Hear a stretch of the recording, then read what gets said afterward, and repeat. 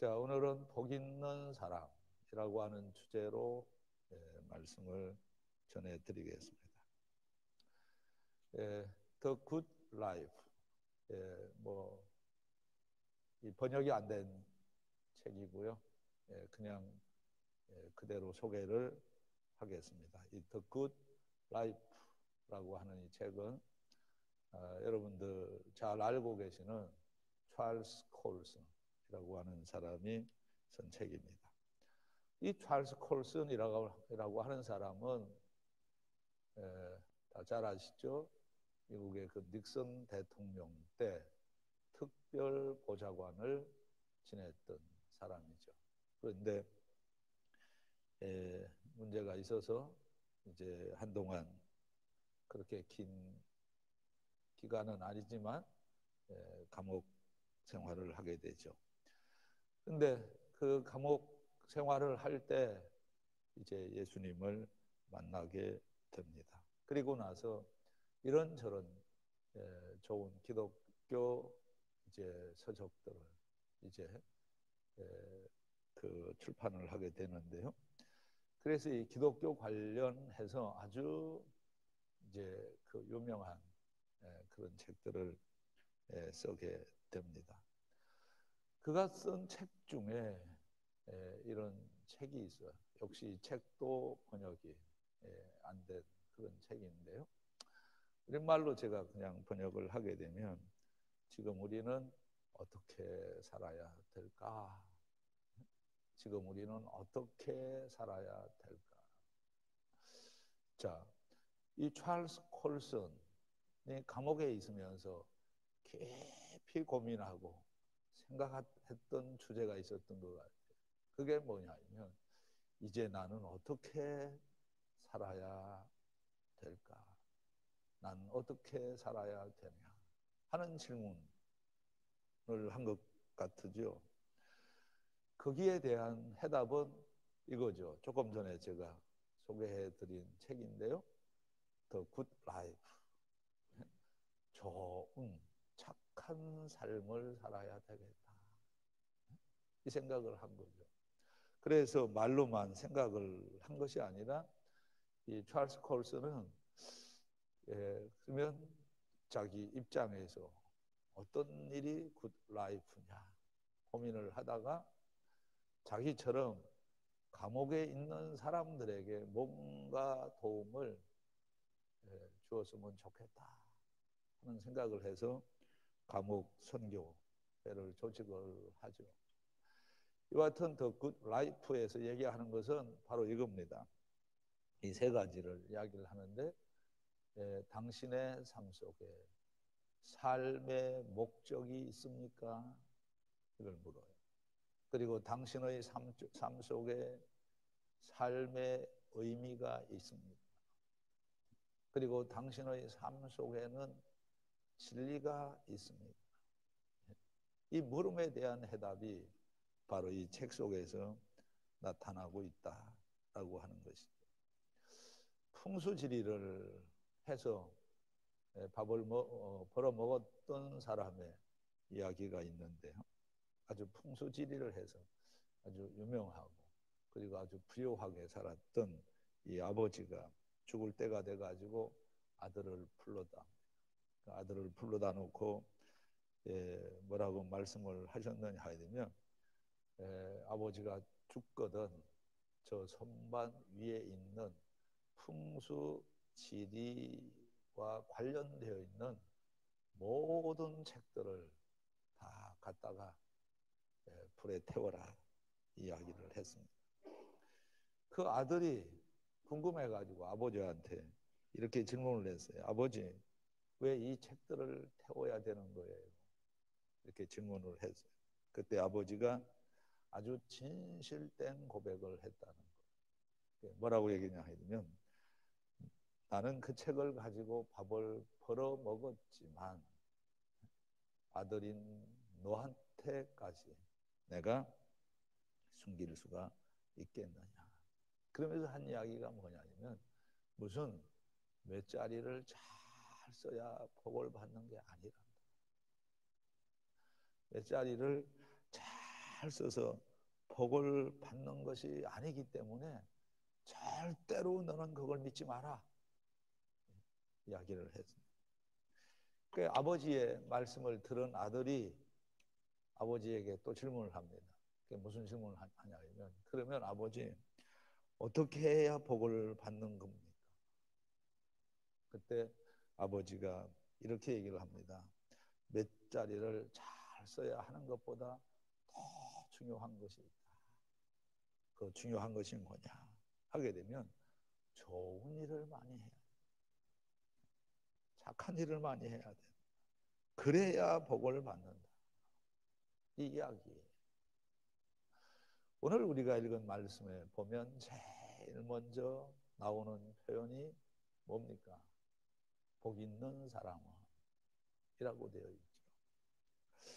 그래서 우선 먼저 우리가 정리를 해야 될 것 같아요. 그게 뭐냐면 복 있는 사람은 어떤 사람일까? 복 있는 사람 어떤 사람일까요? 제가 그 질문에 대한 해답을 찾기 위해서 좀 공부를 해봤는데, 근데 제가 여기서 해답을 얻었어요. 복 있는 사람이 과연 누구냐? 이 해답을 제가 어디서 찾았느냐 하게 되면 윌리엄 맥도날드라고 하는 사람이 있어요. 윌리엄 맥도날드. 이 책 표지는 이건 아닌 것 같고요. 윌리엄 맥도날드라고 하는 사람이 편집을 한 책이 있는데 그게 뭐냐 하게 되면 한 권으로 된 신구약 주석 성경입니다. 한 권으로 된 주석 성경. 그러니까 미국에서는 그러니까 이 주석 성경 이 66권을 해설한 그런 책들이 많이 있는데 이 분량이 크잖아요. 그래서 한 권으로 이렇게 요약을 하는 게 이제 유행이에요. 그래서 이제 유명한 신학자들이나 출판사에서 이걸 한 권으로 이렇게 만들죠. 근데 그 중에 하나, 이 윌리엄 맥도날드라고 하는 사람이 한 권으로 압축을 한 책이 있어요. 제가 그걸 참고를 해봤어요. 딱 했더니 뭐라고? 이 시편 1편 1절의 주제를 뭐라고 했느냐 하게 되면 이렇게 했어요.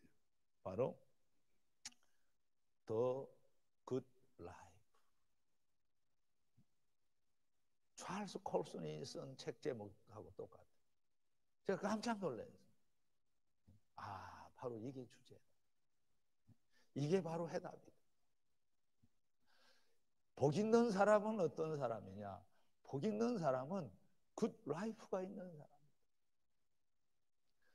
좋은 일을 하면서 사는 사람이 바로 복 있는 사람이지 않냐. 그래서 제가 다른 주석도 좀 눈여겨봤어요. 존 메가드 목사님은 의인의 길이라고 하는 표현을 했고요. 또 유명한 그 주석 성경 가운데 ESV라고 하는 그 유명한 책이 있는데 역시 거기에서도 이 의인의 길 이렇게 이제 해설을 했어요. 근데 제 마음에 꼭 맞는 제목이 바로 이거예요. The Good Life. 윌리엄 맥도날드의 이 관찰이 정확했다. 복 있는 사람은 이런 사람. 돈을 많이 벌었다고 해서 그 사람이 복 있는 사람이 아니에요. 나쁜 짓을 해서 돈을 벌었다든지 아니면 돈을 벌고 나쁜 짓을 하고 있다든지 그 사람은 복 있는 사람이라고 말할 수가 없다는 거죠. 그럼 복 있는 사람은 어떤 사람이냐? 아주 착하게 살아가고 좋은 일을 많이 하면서 살아가고 있는 사람. 이 사람이 바로 복 있는 사람이라는 거예요.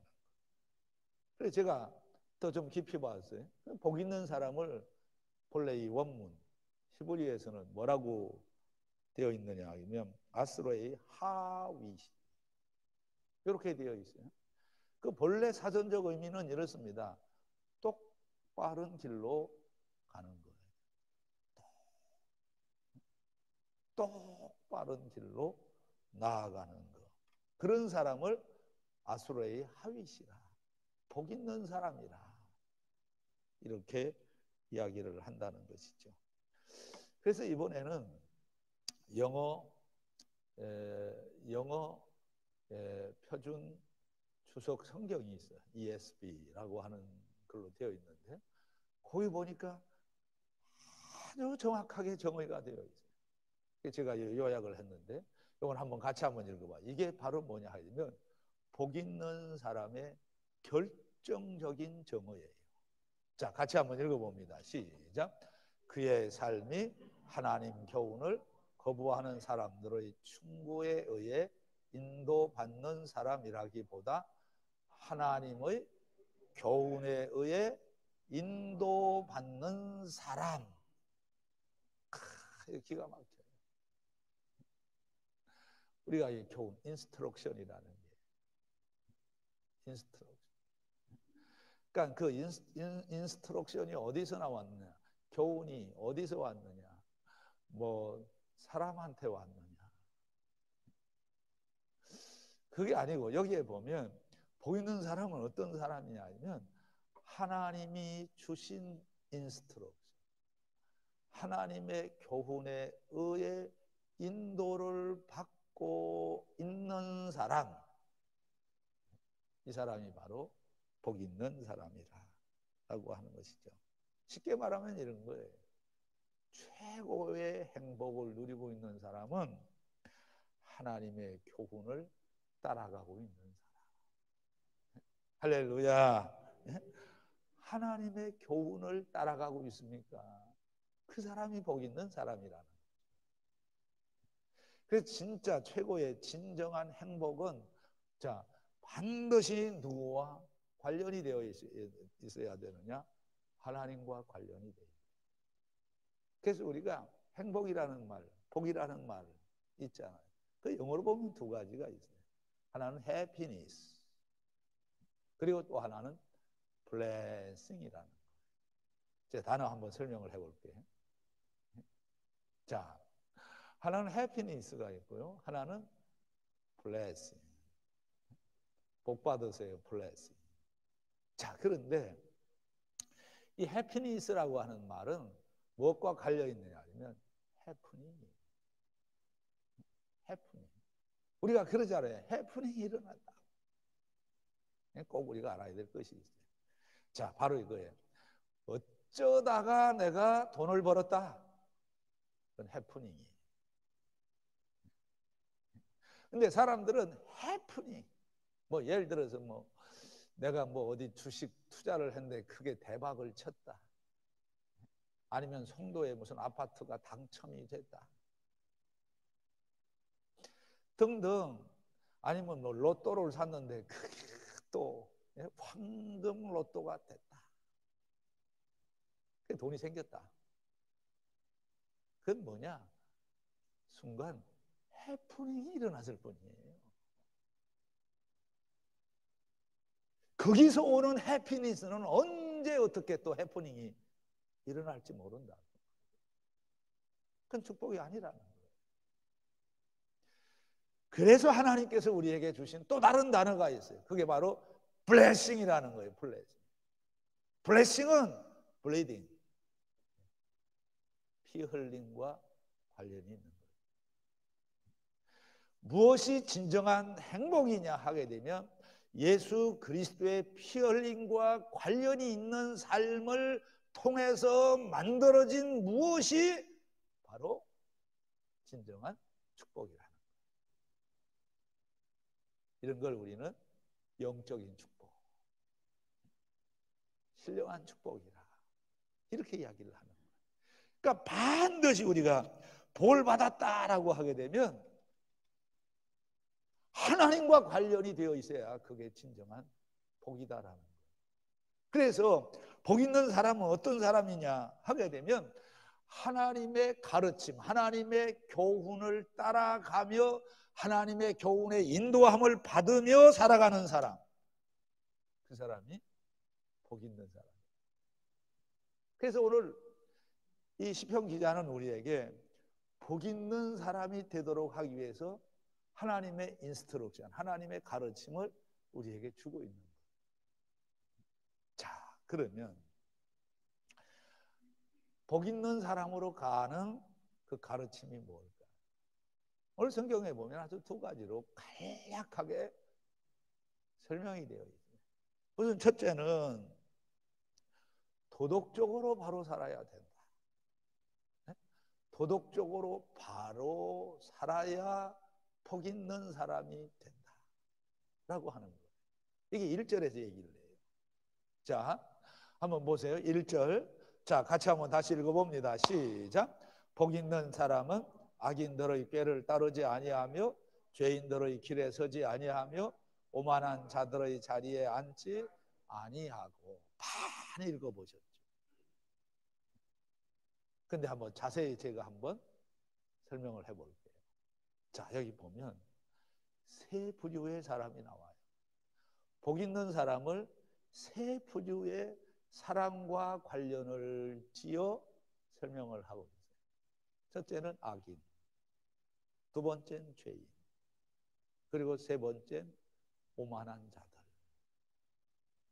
이 세 부류의 사람들을 가지고 설명을 하고 있어요. 다 도덕적인 주제와 관련이 있는 거예요. 그러니까 첫째, 복 있는 사람이 되려고 하면 도덕적으로 바르게 살고 있어야 된다라고 하는 거예요. 여하튼 제가 이 설교하기 전에, 여기 나오기 전에 딱 기도를 하고 순간적으로 기도하고 나왔어요. 뭐라고 기도를 하고 나왔냐면 성경적인 설교하게 해주세요. 유익한 설교하게 해주세요. 재미있게 설교하게 해주세요. 그렇게 하고 나왔어요. 근데 정말 하나님이 그렇게 은혜를 좀 주셨으면 좋겠습니다. 자, 1절 보세요. 저 고민을 많이 했어요. 왜냐하면 이거 다 우리가 정확하게 이해를 해야 되죠. 그러면 첫째, 이렇게 얘기를 하죠. 복 있는 사람은 악인들의 꾀를 따르지 아니하는 사람. 그러면 악인이 누가 악인일까? 어떤 사람을 우리는 악인이라고 얘기를 할까요? 저 인간 악하다. 그러잖아요. 자, 정확하게 제가 유익하면서도 재미있고 그리고 성경적으로 설명을 할 거예요. 그러니까 악인은 어떤 사람을 악인이라고 얘기를 하느냐 하게 되면 스탠다드가 없이 사는 사람, 표준이 없어요. 삶의 기준이 없어요. 그러니까 삶의 기준, 스탠다드가 없으니까 이런 사람들은 항상 뭐라고 해요? 꾀로 살아가는 거예요. 우리 예수 믿는 사람들은 잔꾀 부리면 안 돼. 이 꾀로 살아가는 것이 아니라 성경 말씀, 하나님의 말씀이 우리 삶의 무엇입니까? 스탠다드, 표준이라는. 그래서 우리가 성경을 딱 펼쳐보면 우리가 어떻게 살아야 될지, 아까 찰스 콜슨이 고민했던 것, 지금, how, now, 예? shall we live. 여기서 중요한 게 찰스 콜슨이 얘기한 게 중요한 게 뭐냐면 어떻게 살아야 되느냐, 이걸 강조한 게 아니고 중요한 건 how, now, 지금이라는 거예요. 지금. 설교 듣고 뭐 5년 후에 10년 후가 아니라 설교 듣는 이 순간 지금부터 내가 어떻게 살아야 되는 것이냐, 이 이야기를 하고 있는 거예요. 성경에서 그 해답을 다 주고 있는 거죠. 그래서 첫 번째, 악인은 어떤 사람이냐? 악인은 스탠다드가 없어요. 표준이 없어요. 그래서 자기 마음대로 하는 거예요. 자, 여러분 가만히 생각을 해보세요. 그나마 그래도 교회가 있고 우리 기독교가 있고 하기 때문에 세상이 그래도 이만한 줄로 믿으셔야 될 거예요. 생각을 해보세요. 우리도 그렇잖아요. 뭐 나쁜 짓 하려고 하게 되면 그래도 좀 깨름깨름직한 면이 있어요, 없어요? 우리 한 사람 한 사람이 다 그래도 자제를 하잖아요. 그런데 많은 사람들은 자제하지 않아요. 어떤 꾀를 부려서라도 다른 사람을 덩쳐먹으려고 하고 하는 사람들이 많다 그 말이에요. 그러나 한국 사회는 그래도 기독교가 자리 잡고 있기 때문에 그래도 사회가 이만한 줄로 믿습니다. 그래서 이 존 메가드 목사님이 주장하는 게 그거예요. 교회가 타락했다고, 교회가 썩었다고 그런 소리 하지 마라. 그래도 교회는 세상보다 낫다.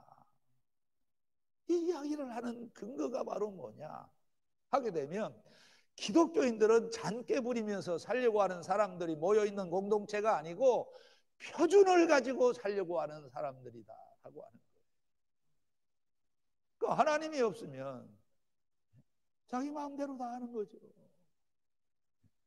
첫째, 예수 믿는 사람은 악인의 삶을 살 이유가 없다. 왜? 우리는 표준이 있기 때문에. 그리고 두 번째로 이렇게 이야기를 하죠. 죄인들의 길에 서지 아니하며 그랬어요. 그럼 죄인은 어떤 사람이 죄인이냐? 이거예요. 우리가 죄라고 할 때 하말티아, 이 죄라고 할 때는 뭐냐면 이 화살로 설명을 하잖아요. 이 관역. 관역에서 빗나간 것이 바로 죄라는 거예요. 그러니까 관역, 이 조준을 해야 되는데 이 조준점이 없어요. 그럼 죄라고 하는 건 뭐냐 하게 되면 죄라고 하는 것은 빗나간 거예요. 이 목표물에서 빗나간 거예요. 그러니까 죄인들의 길에 서지 아니하며 라고 하는 이 말은 이런 이야기예요. 삶의 목표가 없이 사는 사람. 삶의 목표가 없는 사람. 사람의 제일 되는 목적이 뭡니까? 하나님을 영화롭게 하고 그분을 영원토록 즐거워하게 하는 것. 이게 우리 삶의 목표잖아요. 그래서 이 목표가 어디에까지 이어집니까? 우리가 이 세상을 살아가면서도 삶의 목표, 내 삶의 가치관이 있고 세계관이 있는 거예요. 그래서 찰스 콜슨이 아까 얘기를 했잖아요. 당신 삶 속에 삶의 목적이 있느냐, 삶의 의미가 있느냐, 삶의 진리가 있느냐, 이걸 묻는 이유가 바로 이거예요. 그래서 우리의 이 목표는 어디까지냐? 하나님 나라가, 천국이 바로 저와 여러분들의 삶의 궁극적인 목표인 줄로 믿습니다. 그래서 우리 목표를 가지고 살아요, 우리는. 근데 예수 안 믿는 사람들은 목표를 잃어버린 거예요. 어느 순간에 목표를 잃어버린 거예요. 목표 없이 사는 사람들을 보세요. 휘청거립니다. 흥청망청 살아가는 거예요. 그리고 또 하나 이렇게 얘기를 하죠. 오만한 자들의 자리에 앉지 아니하고 그래서. 이건 이렇게 설명을 합니다. 오만한 자. 누가 오만한 자일까? 오만한 자. 제가 이 성경 주석을 다 보고 내린 결론이에요. 누구를 성경은 오만한 자라고 얘기를 하느냐 하게 되면 하나님의 자리를 빼앗은 사람. 찬탈행위. 하나님의 자리. 자, 이제 하나님의 자리를 빼앗은 사람이에요. 그러니까 이걸 쉽게 이제 설명을 하게 되면 어떤 사람이 오만한 사람이냐 아니면 하나님을 거부한 사람, 하나님을 거절하고 사는 사람. 정확하게 표현하면 하나님을 등지고 사는 사람. 자, 그러면 정리를 해보면 첫째, 뭐가 있어야 된다는 거예요? 표준이 있어야 되는 거예요.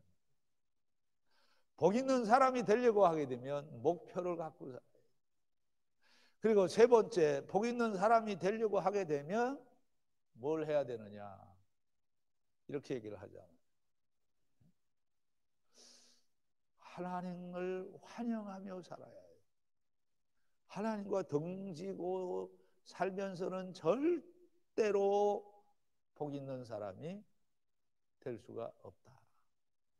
그러니까 이단 교주들은 결코 복 있는 사람이 될 수가 없어요. 왜? 하나님의 자리를 빼앗은 사람. 사실은 뭐 교회를 하느니 마느니 이제 이렇게 하지만은 그 사람들은 다 하나같이 뭐냐?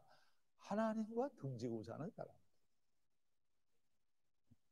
이런 사람들에게 무슨 행복이 있게? 첫째는 도덕적으로 바로 살아야 된다라고 하는 걸 시편 기자가 얘기를 하고요.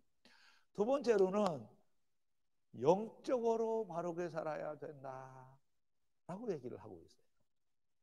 자, 이 영적으로 바르게 살라고 하는 건 2절인데요. 자, 2절 말씀을 같이 한번 읽어봅니다. 시작. 오직 여호와의 율법을 즐거워하여 그의 율법을 주야로 묵상하는 자도다.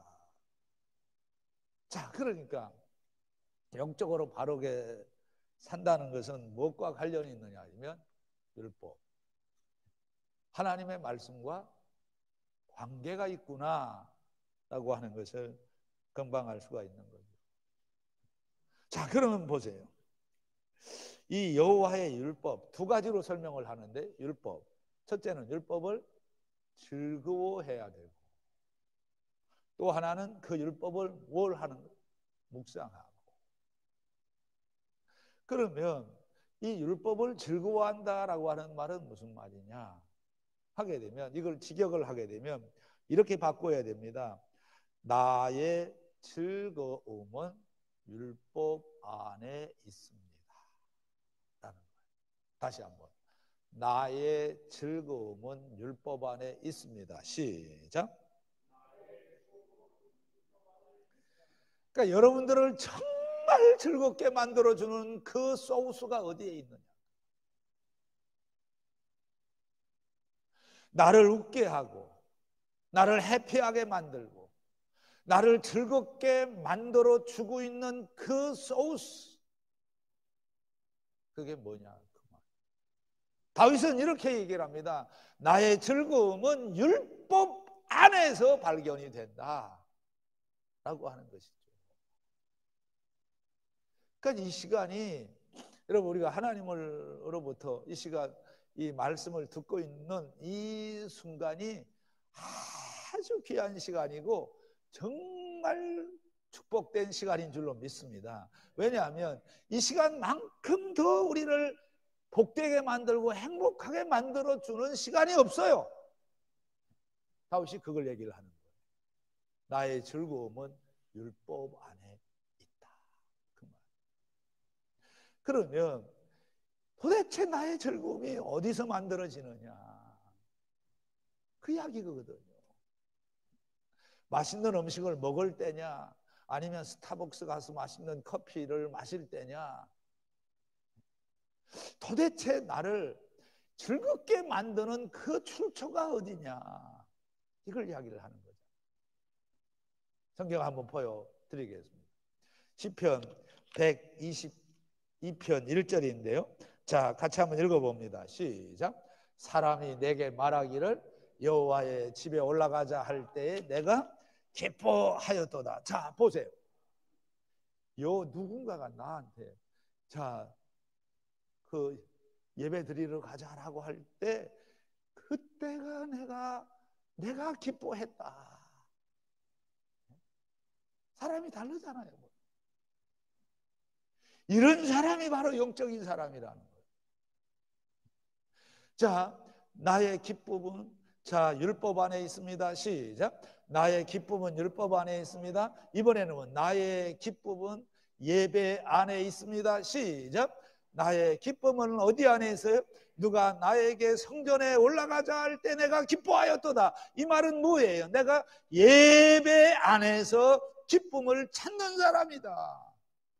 이걸 이야기합니다. 이런 사람이 복 있는 사람이다. 그 다음에 시편 기자는 묵상한다 그랬어요. 주야로 묵상. 이게 도대체 묵상한다는 말이 무슨 말이에요? 결론을 얘기를 할게요. 이 묵상이라는 말은 메디테이션이에요. 이 메디테이션은 어디에서 나왔느냐 하면 약에서 나왔어요. 우리가 병 들었을 때 건강 찾기 위해서 먹는 약, 메디슨 뿌리가 같아요. 이걸 알아두세요. 하나님의 말씀이 나를 건강하게 만들어 가고 있느냐, 그런 사람이 바로 말씀을 묵상하고 있는 거예요. 이 묵상이라고 하는 말 속에 치료라는 뜻이 들어있다는 거예요. 그러니까 여러분, 인생을 살아가면서 정말 이제 여러 가지 어려운 일 당하고 그랬을 때 이 하나님의 말씀이 내 인생을, 내 문제를 치료해 주고 있는 정도로 내가 살고 있느냐, 귀하로 묵상한다는 말이죠. 이 말은 이야기예요. 하나님의 말씀으로 꽉 차 있다는 거예요. 하나님의 말씀으로 뭐 한 거예요? 꽉 차 있는. 그런 사람이 바로 행복한 사람. 그러니까 생각을 해보세요. 이 하나님의 말씀으로 꽉 차 있는 사람은 무슨 말을 해도 다 하나님 말씀을 하는 거예요. 지붕 위에 바이올린이라고 하는 거기에 나오는 주인공의 소원 들어보세요. 내가 만약 부자가 된다면 세 가지를 얘기해요. 나는 한복판에다가 큰 집을 짓겠다. 이걸로 끝나는 게 아니에요. 두 번째가 뭐냐 하게 되면 나는 회당에 나가서 기도하겠다, 이야기를 해요. 그리고 세 번째가 중요합니다. 부자가 되어서도 자기는 뭘 하겠다고 얘기를 하느냐 하게 되면, 큰 집을 짓겠다, 보통 사람들 하는 얘기. 회당에 나가서 감사 기도하겠다, 중간 정도의 사람. 그런데 이 주인공은 이렇게 얘기를 합니다. 학자들과 매일같이 7시간씩 매일 성경을 공부하겠다. 계속 이어지는 질문이 뭐예요? 지금 이 순간부터 우리가 어떻게 살아야 되느냐? 하나님의 말씀으로 채워지는 순간들이 있어야 된다는 거예요. 그렇게 될 때 오늘 말씀의 결론은 3절에서 이렇게 얘기를 하죠. 자, 같이 한번 읽어봅니다. 시작. 그는 시냇가에 심은 나무가 철을 따라 열매를 맺으며 그 잎사귀가 마르지 아니함 같으니 그가 하는 모든 일이 다 형통하니. 이렇게 이어지는 거죠. 복 있는 사람은 형통하게 산다. 복 있는 사람은 형통해집니다. 시작. 자, 이제 그러면 마지막으로 형통이 뭘까? 우리는 형통이라고 하면 그 앞에 나오는 단어를 붙여서 써요. 만사형통. 잘 알아보세요. 형통이 뭐냐? 우리가 인생을 살아가면서 형통하게 사는 것보다 중요한 게 없잖아요. 자, 제가 형통이 뭔지를 정확하게 설명을 해보겠습니다. 형통은 이런 거예요. 잘 들어보세요. 개미와 비둘기 이야기. 개미가 있고 비둘기가 있고. 개미가 하루는 들어보세요. 나무에 올라가서 가지를 타고 다니는 게 아니고 잎사귀 위에서 이렇게 아주 뛰어다니면서 이제 재미있게 놀고 있었던 거예요. 근데 바람이 불면서 이 자기가 지금 앉아있는 그 나뭇잎이 떨어져 가지고 이게 떨어져서 어디로 갔냐 하면 강물 속으로 빠져. 자, 이 잎사귀가 물속으로 들어가게 되면 개미 인생은 다 끝나버리는 거예요. 그런데 이 비둘기가 이렇게 지나가다가 보니까 이 나뭇잎이 이제 강물 위에 이렇게 떠 있는 거예요. 그래서 이 비둘기가 탁 가면서 그 잎사귀를 딱 물고는 이거를 육지로, 땅 무트로 갖다가 딱 내려놓아요. 죽을 뻔했던 개미가 생명을 찾은 거예요. 물속에 기어 들어가면 이건 끝나는 거예요. 근데 이 비둘기가 자기가 앉아있는 그 물에 떨어진 그 잎사귀를 딱 물고 밖으로 땅으로 갖다 놔 이동을 해버린 거예요. 그래서 사는 거예요. 그리고 한참 지났다네요. 한참 지났어요. 그 개미가 이렇게 다니다 보니까 뭔가가 보이는데 보니까 자기를 살려준 비둘기가 그 앞에 있더라. 근데 자기를 살려준 비둘기가 지금 위기에 처해 있는 거예요. 그 왜 위기에 처해 있냐 하면 포수가 이 비둘기가 나무 위에 앉아가지고 이렇게 뭘 바라다보고 콩밭을 내려다보고 거기 빠져 있는 거예요. 그러니까 지금 포수가 자기를 겨냥하고 있는 것도 까마득하게 모르고 있는 거예요. 근데 포수는 막 조준을 하고 방아쇠를 탁 끼려고 하는 거예요. 바로 그 결정적인 순간에 이 개미가 이 포수의 팔꿈치를 물어버려요. 팔꿈치를 물어보니까 따끔하잖아요. 엉뚱한 데를 쏴버린 거예요. 그러니까 결국은 땅 소리가 나면서 비둘기는 그때서야 깨닫고 날아가 버린 거예요. 자, 처음에는 개미가 비둘기를 구해준 거예요. 근데 개미는 이 비둘기한테 신세를 졌는데 그 결정적인 순간에 개미가 비둘기의 그 은혜를 갚아버린 거예요. 바로 이거예요. 형통의 원리를 우리가 여기서 찾아야 돼요. 우리가 살다 보면 개미의 위기, 비둘기 위기와 같은 위기들이 있을 수가 있어요. 그게 질병일 수도 있고 사업의 실패일 수도 있고 이와 같은 여러 가지 그런 것들이 있을 수가 있어요.